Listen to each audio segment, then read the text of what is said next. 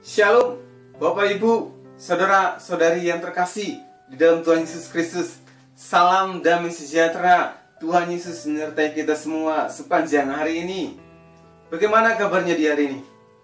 Saya berharap Bapak Ibu, saudara-saudari semua dalam keadaan yang sehat dan penuh dengan sukacita. Renungan firman Tuhan hari ini terambil dari Injil Markus pasal yang 14 ayat yang ke-32. Saya akan membacakan bagi kita semua. Begini bunyi firman Tuhan. Lalu sampailah Yesus dan murid-muridnya ke suatu tempat yang bernama Getsemani. Kata Yesus kepada murid-muridnya, "Duduklah di sini, sementara aku berdoa."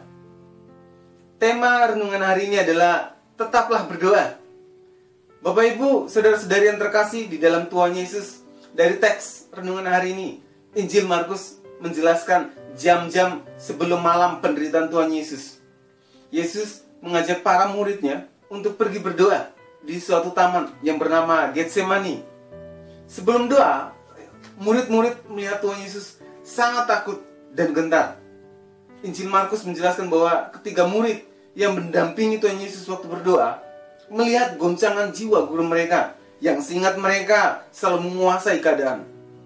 Namun di saat itu mereka melihat Yesus tidak menguasai diri dan susah hati, sampai Tuhan Yesus tidak mau ditinggalkan sendirian. Dari dalam keterguncangan itu, Yesus menghadap Allah. Yesus merebahkan diri ke tanah dan berdoa. Di dalam doanya, Yesus mencari kehendak Bapa, dan Yesus menundukkan kehendaknya sendiri pada kehendak Bapanya. Di dalam masa-masa yang sulit itu, di mana kematian akan menjelang, Yesus tetap berdoa. Apa benang merah yang dapat kita pelajari dari renungan hari ini? Benang merahnya ada dua.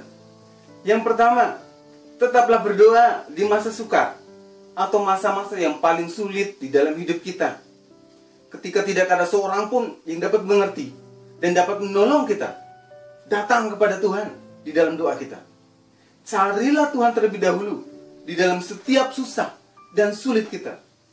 Dan jangan mencari pertolongan dan banyaknya dukungan maupun relasi sahabat maupun kerabat yang kita miliki.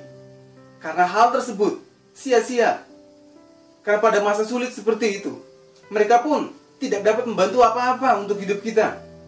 Dan dalam keadaan sulit seperti itu, hanya Tuhan saja yang menjadi kekuatan dan jalan keluar yang tepat bagi hidup saya dan hidup saudara. Oleh sebab itu, ingatlah untuk tetap berdoa. Yang kedua, tetaplah berdoa. Karena di dalam doa, kita dapat mengerti dan belajar untuk berserah. Belajar untuk mencari Tuhan dan mengutamakan Tuhan terlebih dahulu. Di dalam doa, kita belajar untuk tidak memaksakan kehendak kita. Belajar untuk tidak mencari kepuasan keinginan kita. Di dalam doa, kita belajar menunggu waktunya Tuhan. Di dalam doa, kita belajar menundukkan kehendak kita dan taat dalam setiap kesulitan yang kita hadapi bersama dengan Tuhan. Ingatlah, apapun keadaan kita hari ini, tetaplah berdoa. Karena kalau Yesus sebagai Tuhan dan Juru Selamat dunia menjelang kematiannya pun tetap berdoa, seharusnya kita yang bukan apa-apa ini punya waktu untuk berdoa dan tetap berdoa dalam situasi apapun. Mari tundukkan kepala, kita berdoa. Tuhan Yesus, kami mengucap syukur.